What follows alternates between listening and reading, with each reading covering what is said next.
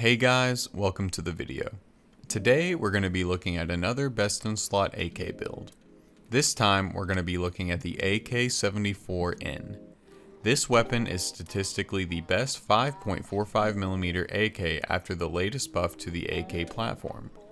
While I do intend to cover best in slot builds for the other 5.45mm AKs in the game in the future, I do want to include a quick guide for all of the weapons firing this caliber just to avoid any confusion.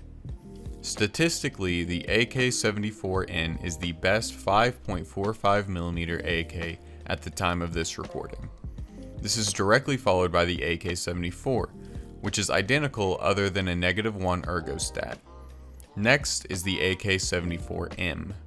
Following that, we have the AKS-74N. The next weapon in the order is the AKS-74, once again only separated by a -1 ergo stat to the former. Finally, we have the AK-105. Although it is not an AK, the RPK-16, which fires the same caliber, is no longer competitive, and now performs even worse than all aforementioned weapons. With that out of the way, let's get into the build. So let's get straight into modding. We're going to start out with the pistol grip. We're going to be using the Aeronox Scorpius pistol grip. You can also use the RK3 pistol grip as they are identical, however the Scorpius is cheaper. Next up for our stock, we're going to be using the Zukov S stock. This is the best in slot stock for AKs that are compatible. Next up, we're going to be adding a Zenit RP1 charging handle for its +1 ergonomics. And then moving on to our dust cover, we're going to be using the Academia Bastion dust cover. With this on our weapon, we can move over to our gas block and handguard. We're going to be using the VS24 handguard. This comes in both black and white, so you can choose whichever one you personally prefer. And this is obligatory, but I like to add a 2-inch key mod guide. That way the slot's filled, and if I find a flashlight in raid, I can just pop it on there. Next up, for our muzzle device, we're going to be using the JMac RRD 4C muzzle brake, as it is best in slot for recoil reduction. And with that on our weapon, we're going to put on a 4-inch guide for our flashlight.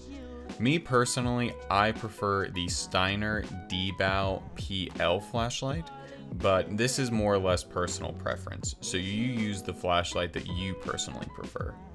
With that on our weapon, we're going to put a 6-inch bottom guide for our front grip on our weapon. And the front grip that we're going to be using is the Fortis Shift Tactical Grip. This is the best in slot for ergonomics. And with this, our weapon is complete. If we look at our statistics, our ergonomics are at 84, our vertical recoil is at 49, and our horizontal recoil is at 135.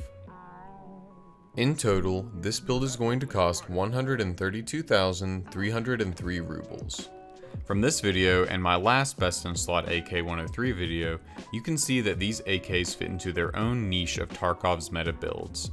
While in my opinion these weapons don't outperform a meta HK-416 or meta M4A1 build, they are also a fraction of the cost, with ammunition being considerably cheaper and easier to come by.